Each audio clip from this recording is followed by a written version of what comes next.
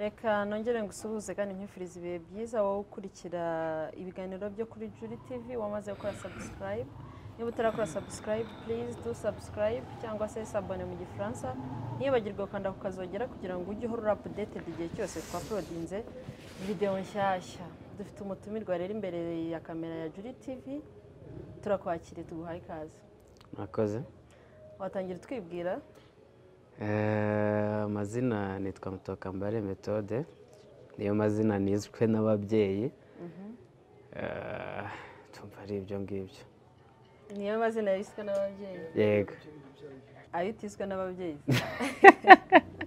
Ayo niswe n'ababyeyi ashobora kuba menshi bitewe wenda n'inshingano umuntu agenda agira mu buzima busanzwe.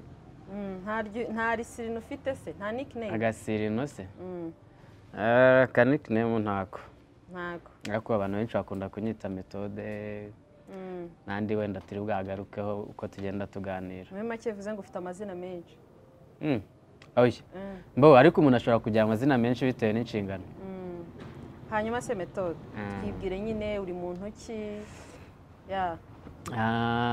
Methode ni umusore w'umunyarwanda. Ushima Imana n'abantu bakeya. Nkaba mu buzima busanzwe ndi umuproducer w'amafilime. Nkaba mu director wa filime n'ubundi. Hari n'akandi kazi nkora mu buzima busanzwe. Ndumva ari ibyo ngibyo. Hanyuma se usibye kuzidirectinga nta nubwo uzikina? Ko numva ari filime nakubonyemo. Ya zirahari, hari filime nakinnye, hari nka filime yitwa Mukazana w'ibanga. Filime wenda abantu benshi bashobora kuba bazi. Nakinnyemo nitwa Boaze. Hari indi filime yitwa The Orphan. Nakinnyemo nitwa Jarike.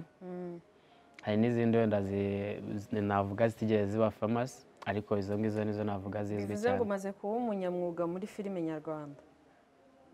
Cyane cyane ariko kudirectinga na production kuko nibyo nkora cyane. Kuzikina ntabwo mbikora nk'umwuga, bikora nk'ibintu nkunda. Nizihe filime udamaze kudirectinga zamenyekanye watubwira? iya mbere niyo ngiyo y'Umukazana w'ibanga. Wakenaga na directinga? Muri make waratanga narasistingaga, ntabwo bwo na directingaga kuko urumva inshingano zari nyinshi. Hari indi yitwa Umurinzi, ni filime wenda abantu benshi bakunze. Ikinnye mu ndimi ebyiri, Icyongereza n'Ikinyarwanda, ikaba inasobanuye. Narayiproduce ndanayidirectinga. Hakaba indi filime yitwa 6pm. Ni filime nayo ihuriramo n'abasitari bagiye batandukanye, Bangenzi, Bankota n'abandi. Hakaba n'indi filime yitwa The Orphan, narayiproduce ndanayidirectinga. Hanyuma se Methode, ubundi buriya nk'abantu batazi ibintu bya filime, hari ukuntu filime nk'umubyeyi wakanya uri kudukurikira ashobora kuba afite imyumvire yo kumva ko umwana we naramuka ayobotse inzira za filime azaba agiye kubikirara cyangwa se agiye kujya mu ngeso zitari nziza. Abakinnyi ba filime ni iyihe shusho watanga ku buryo nk'uwo mubyeyi yakumva ko iyo myumvire afite ipfuye? Actually ubuzima bwa filime aba ari ubuzima busanzwe n'ubundi bwa buri munsi. Ahubwo abantu baba bari muri ubwo buzima cyangwa n'uburyo uwo muntu uba ugiye kubuza amaze abwinjiramo, nicyo kiba ikibazo. Dufata urugero mu buzima busanzwe, njye Methode nshobora kuba wenda hari ingeso mbi ngira. Umwana wawe umubyeyi naramuka aje wenda akansanga, hari izo ngeso nzazimwanduza.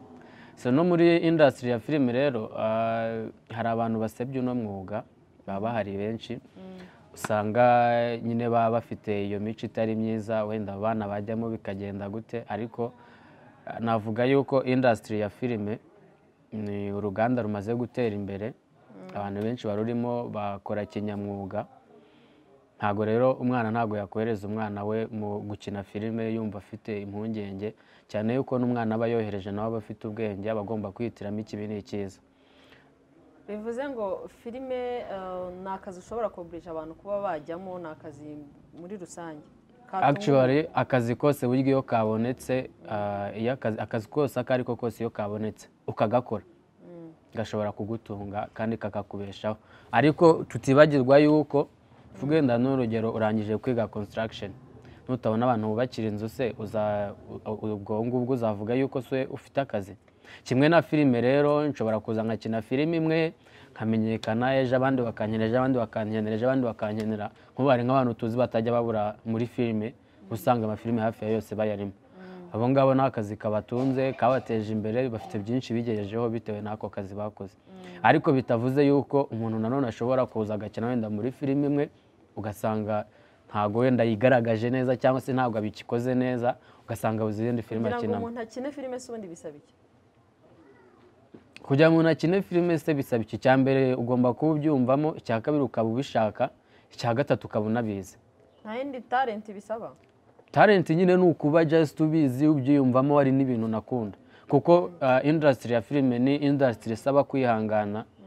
Rimwe na rimwe hari igihe uzaza utangire gukina utarimo no guhembwa kugira ngo ubanze werekane icyo ushoboye cyangwa se ubanze unige unigiremo kuko no mu ishuri umunyeshuri yagiye kwiga yishyura minerivare. So rero rimwe na rimwe hari igihe bizagusaba kuza, hari naho bishobora kugusaba no kwishyura kugira ngo ujye muri filime. Birashoboka cyane, hari abantu benshi tuzi, abantu benshi bagiye bakina mu mafilime cyangwa bigiye binjira muri industry za kera. Hari amashyirahamwe yabaga arimo bishyuraga amafaranga. Usanga umuntu wenda n'urugero arajaje mu ishyirahamwe runaka rikora filime, usanga hari amafaranga runaka bamwishyuje kugira ngo yinjire muri industry. Rimwe na rimwe ugasanga arayishyuye ntanakine. Ariko ubu ngubu biroroshye, ushobora kuba ufite umucuti wawe wenda n'urugero Methode akora filime, akamubwira ati buriya nimvamo impano, akamubwira uti ba wihanganye gatoya tuzakoresha casting igihe iki n'iki, nidukoresha casting uzaze nawe uyerekane, nitubona ukwiriye gukina sava tuzagufata. Actually bakeneye gukina filime bazakugana uzabafasha. Actually ntago ubu ngubu ibintu bya cinema ntago ari byo bintu ndimo cyane. None buri mu biki? Actually ntago ibintu bya cinema nkirimo cyane. Ngire ngo filime mperuka gukora nayikoze umwaka ushize mu mezi yo mu kwezi kwa 12. So rero ntago ubu ngubu ari byo nkibirimo cyane, nagiye mu kazi gasanzwe ariko ntago nabihunze cyangwa se nabigiye kureho cyane yuko ari umwuga nkunda. Anytime nshobora kubigarukamo bitewe n'impamvu runaka. Ese ko hari groupe cyangwa se company nigeze kumva uvugwaho ko uri CEO yayo yitwaga niba ntibeshye Asaf Cinema, ko nta kibona ibikorwa byanyu bimeze bite? Ntago nigeze mba CEO wa Asaf, nabaye managing director. Actually twakoranaga turi team y'abantu batandukanye. Igihe abantu bakorana ari abantu batandukanye, bafite imico itandukanye, bafite imyumvire itandukanye, ntago habura ibishobora kuba byatuma rimwe na rimwe bashobora kuba bashwana bya hato na hato cyangwa se bagatandukana bitewe. Ntago mukiri kumwe?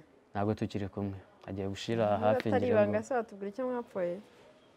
Cyangwa ni icyo twapfuye se, icyo twapfuye ntago ari ibintu birenze, habayeho kumvikana gukeya, ikintu kijyanye n'imikoranire. Nkuko ubizi iteka n'iteka iyo management itumvikanye nabi iri kumanaginga habaho gutandukana, nta bindi bintu birenze byabayeho wenda bibi. Just ni ukutumvikana ku kintu kijyanye n'imikoranire ndetse bivanye n'abantu bari muri iyo company ya Asaf Cinema. Hanyuma Methode tujye mu buzima busanzwe. Buriya ku kintu cy'inkwano, inkwano yumva uti hari abantu bavuga yuko kuri iki gihe inkwano bisigaye byarabaye nka business, sibyo? Bakavuga yuko inkwano bahenda, hazamo guhenda, biba bimeze wagira ngo barahenda kuko bajya no mu bicire rega. None se bira bintu wowe ubibona uti cyangwa actually ngiye kuntu mbibona ikintu cy'inkwano kiba gikwiriye. Kuko byarikwiriye kwihenda se cyangwa ntabwo biba bikwiriye kwihenda kuko rega buriya nta kintu kibaho gihenze Katine. Kuko niba ngiye kugura urukweto nkajya kurugurira muri Simba bakanca miliyoni, harani najya kurugura nkarugura 500. Icyo gihe ikibazo ni ngiye ngifite. Actually niba ngiye n'urugero ngiye gutereta gufata umwanzuro ko ngiye kurongorana na Katines, wenda waba ari abadepite, inkwano bazanca urumva yuko ugomba kuba yihagazeho. Actually nyine inkwano igendana n'icyiciro n'ubundi umuryango w'umukobwa urimo. Aya ntabwo ari ntabwo ari icyiciro cy'ubudehe ariko ntabwo uzajya kurongora umukobwa uretse yuko w'inyakariro ngo umuke amafaranga amwe n'ay'umukobwa w'i Kigali. Ese ubundi kera ko bakaga inka kuki basigaye bakwa amafaranga? N'ubundi amafaranga bayita inkerega, ntabwo uzi yuko banazivugira se? Ntabwo uzi yuko banazivugira no mu ntuza, nubwo baba batanze amafaranga muri amverope ariko n'inka barazivugira. Nyine ni umuco nyarwanda, umuco uhari ni ukuvugira inka, ni ugukwa inka. Numva kera bajyaga bakwa inka kandi inka wasanga zigura 180, 180 ingahe, inyana nziza bakazizana no mu gisharagati ubukwe bwabaye bakazivugira. Ariko ubu ngubu basigaye bavugira inka zidahari. So rero ikintu cy'inkwano nigeze kumva hari na leta ishobora kuzabyinjiramo, actually harabakabye ugasanga umuntu wenda bamuciye nk'inkwano ya 3 miliyoni n'urugero, ni uko umukobwa wabo wenda ngo yize hanze ngo gute na gute. Uretse yuko hari ikintu buranabonye usanga famiye nk'izo ngizo banabishatse n'umukobwa wabo bamuguhera ubuntu. Ese ko ntacyo baba babuze, kandi inkwano buriya bivugwa yuko ni ishimwe ry'ababyeyi ariko ni nazo umukobwa aheraho ajya kugura ibirongoranwa biriya bintu umukobwa azana mu rugo. Akenshi actually iyo baziguciye n'ubundi cyase watanga menshi watanga makeya, usanga umukobwa y'ibintu yazanye bijya kungana n'inkwa, bijya kuruta cyane inkwano ushobora kuba wageze gute, inkwano ushobora kuba watanze. Yego. None se Meto, uri umwana aba afite inzozi y'ikintu yifuza kuzaba cyo. Mu byifuzo byawe uri umwana wumvaga uzaba director? Wakuze ari ibintu ukunda cyangwa byaje ukuze? Actually ikintu kijyanye no gukora filime nakuze ari ibintu niyumvamo cyane, numva nkunze. Rero burya iyo winjiye muri industry urumva ninjiyemo ndi producer, nkora na management y'abantu, reka bari ko mbivuga bakoraga filime. Yeah, achieve it. Okay. Hanyuma se hari ibintu byinshi by'ibikorwa remezo umaze kugeraho kubera sinema? Cyangwa se ni nyine mu buryo bwa financial? Navuga yuko birahari byinshi, kuko burya iyo ikintu kitaguha umusaruro nta n'impamvu yo kugikomeza. Kuba wenda narahagaritse sinema byatewe n'izindi nshingano nagize mu buzima busanzwe, nabonaga bitankundira yuko nshobora kuba nabivanga. Ntabwo ari uko yampombeje cyangwa se hari ibindi bibazo nahuriyemo nabyo. Actually birahari byinshi cyane umuntu ashobora kuba yarigejejeho bitewe n'ino industry ya sinema. Kuko wenda naguha nk'urugero, niba ushobora gufata filime nk'umurinzi, ngire ngo urayizi, ushobora gufata filime nk'umurinzi ukaba wayifata, urumva yari filime y'inyarwanda, yari ikinnye mu kinyarwanda n'icyongereza, ari filime ya action. Niba ushobora gufata filime nk'umurinzi ukayifata ukayigurisha kuri platform nka Zacu TV. Iyo filime umurinzi iri kuri Zacu TV? Yego, iri kuri Zacu TV. So rero urumva actually ntago Zacu TV ntago ari platform yoroheje ubwabyo kugira ngo unagire n'amahirwe yo kuba wabahereza iyo filime, no kubabona hari aho wavuye hari naho ugeze. So rero urumva filime yanjye iri kuri Zacu TV, iyo filime y'umurinzi. Hari n'indi y'umukazana y'ibanga, nayo ni filime navuga yuko isa nkaho yagize famous, abantu benshi barazizi wenda. Ese muri filime zose wakoze filime yamenyekanye cyane niyi kurusha izindi? Actually navuga yuko ari umurinzi, kuko ni content yari yihariye, yasaga nkaho ifite itandukaniro n'izindi filime nyarwanda. Muri make nayo yinjije agafaranga kenshi? Yego, nayo yinjije amafaranga menshi. Hanyuma se dusoza, ni iyihe message waha urubyiruko rugukurikiye, ni iyihe message waha abanyarwanda muri rusange? Message naho urubyiruko rudukurikiye, icyambere nuko nabasaba kwizera Imana kandi bagashyira imbaraga mu byo bakora, igihe iyo kigeze bicamo. Ushobora gukora ibintu uyu munsi cyangwa ejo bikanga, ejo bundi bikanga, ariko nuko isaha Imana ibitari yagera. So mwizera Imana rero, kandi muyisabe gukomeza kubashyigikira. Urubyiruko dufite ibibazo byinshi, njya numva benshi ngo bafite n'amadepresiyo. Depresiyo zishobora kuba depresiyo za famiye, zishobora kuba depresiyo z'ibibazo byo mu buzima busanzwe, zishobora kuba depresiyo z'inkundo. Birahari byinshi cyane. Narumvishe ngo Indera hasigaye huzuye urubyiruko rwinshi, kandi ikibazo gihari gikomeye kiri hejuru ni ikibazo cya depresiyo, nicyo gituma bagira. So rero dukomeze dukomeze dupushinge ibyo urimo, niba ubona hari icyo birimo kukumarira pushinga kandi ubishyire imbere, igihe nikigera bizacamo. hanyuma se nta hantu izo filime wavuze udayiregitinga twazisanga cyangwa wabivuyemo byararangiye? Oya, zirahari. Nk'umurinzi mwayisanga kuri Zacu TV, umukazana nayo mwayisanga kuri YouTube channel yitwa The Flame Pictures. 6 PM mwayisanga kuri YouTube channel yitwa KM Square Production. Ndumva ari izo ngizo. Na The Orphan nayo iri kuri The Flame Pictures. hanyuma nituzireba nta kindi dusaba?